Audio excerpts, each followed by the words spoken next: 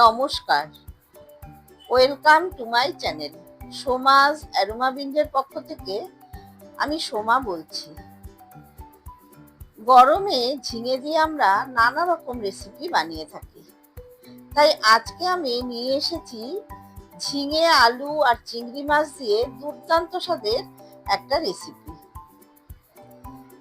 গরম ভাতের সাথে খেতে সত্যি অসাধারণ লাগে। খুব কম সময়ে দুর্দান্ত স্বাদের এই ঝিঙে, আলু, চিংড়ি মাছের রেসিপিটা কিভাবে বানিয়ে নেওয়া যায় দেখে নেওয়া যাক আজকের এই ভিডিওটিতে।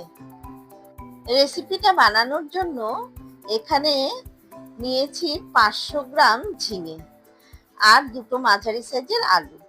ঝিঙেটা খোসা ছাড়িয়ে এইভাবে লম্বা লম্বা করে কেটে নিয়েছি, আর আলুও এইভাবে লম্বা করে কেটে নিয়েছি। আলু আর ঝিঙে কেটে ভালো করে ধুয়ে নিয়েছি। আর নিয়েছি 150 গ্রাম চিংড়ি মাছ। মাছ কেটে তারপরে ধুয়ে লবণ আর হলুদ মাখিয়ে রেখেছি।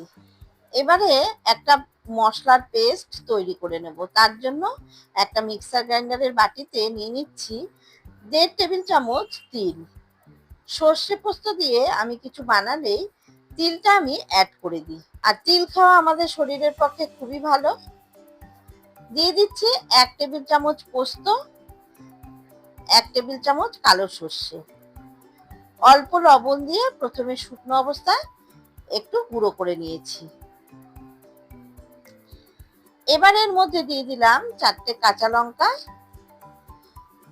অল্প জল দিয়ে মিহি করে বেটে নিলাম। এবার এটাকে রেখে দেব। অন্যদিকে গ্যাসে একটা কড়াই বসিয়ে তাতে দিয়ে দিয়েছি পরিমাণ মতো সর্ষের তেল।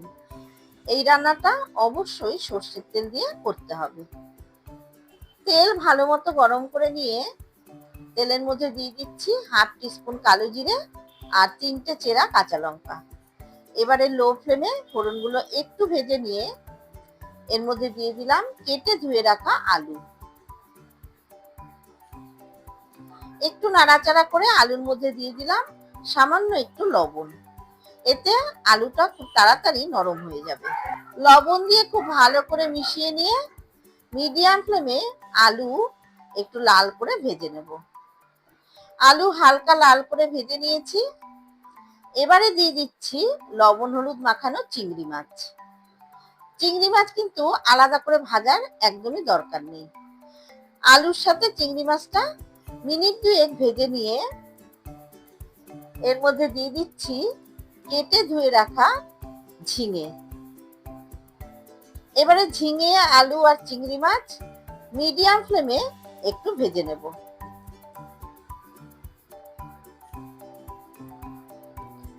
ঝিঙে, আলু আর চিংড়ি মাছ মিনিট 2 ভেজে নিয়ে এর মধ্যে দিয়ে দিচ্ছি 1/2 টিস্পুন হলুদের গুঁড়ো, 1/2 টিস্পুন কাশ্মীরি লঙ্কার গুঁড়ো, 1/2 টিস্পুন জিরের গুঁড়ো। এবারে সমস্ত গুঁড়ো মশলা ঝিঙে আলুর সাথে ভালো করে মিশিয়ে নিয়ে একটু সাঁতলে নেব।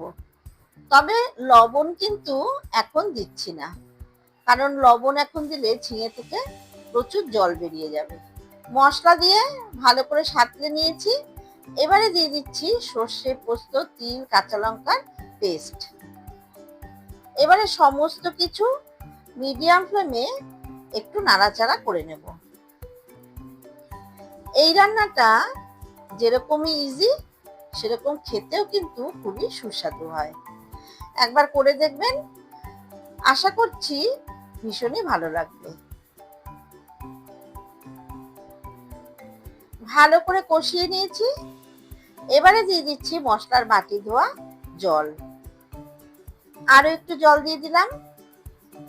ভালো করে মিশিয়ে নিচ্ছি। এখন দিয়ে দেব স্বাদ মতো লবণ আর 1 চামচ চিনি। তবে চাইলে চিনিটা আপনারা স্কিপ করতে পারেন।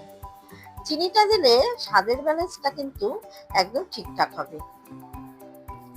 দিয়ে দিলাম 3টে চেরা কাঁচা লঙ্কা। এবারে ঢাকা চাপা দিয়ে মিডিয়াম ফ্লেমে 5 মিনিট ফুটিয়ে নেব। 5 মিনিট পর ঢাকা ওপেন করে ভালো করে নাড়াচাড়া করে দিলাম। আর দেখে নিলাম ঝিঙে আলু সুন্দর সেদ্ধ হয়ে গেছে।